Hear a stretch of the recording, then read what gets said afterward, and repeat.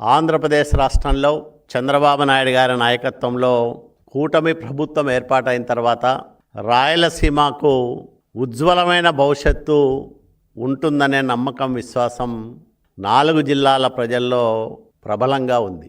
రాయలసీమ సమగ్రాభివృద్ధికి, శతాబ్దాల రాయలసీమ పేదరికాన్ని తొలగించడానికి చంద్రబాబు నాయుడు గారి ప్రభుత్వం శక్తివంతమైన చర్యలు తీసుకుంటా ఉంది.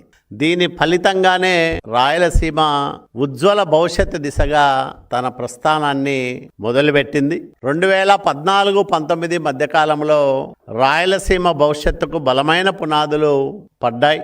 రాయలసీమ శతాబ్దాల కాలంగా కరువు కోరల్లో చిక్కి శల్యమైపోయిన కారణంగా ఈ సీమకు భవిష్యత్తు ఉంటుందో లేదో అనే ఆందోళన, ఆవేదన అన్ని వర్గాల్లోనూ కొనసాగుతూ వచ్చింది.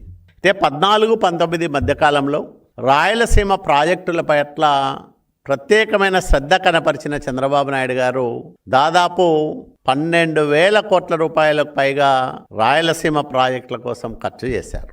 దాంట్లో ప్రధానంగా ఎన్టీ రామారావు గారి కలల రూపాలైన హంద్రీనీవా సుజల స్రవంతి కానీ, గాలేరు నగరి సుజల స్రవంతికి కానీ సింహభాగం నిధులిచ్చి వాటి పనులను పరిగెత్తించారు. కాలువల మీదే సమీక్షలు చేసి, తనిఖీలు చేసి, నిరంతరము పర్యవేక్షణ చేసి రాయలసీమ ఇరిగేషన్ ప్రాజెక్టులకు కొత్త జవసత్వాలు ఇచ్చిన నాయకుడు చంద్రబాబు నాయుడు గారు.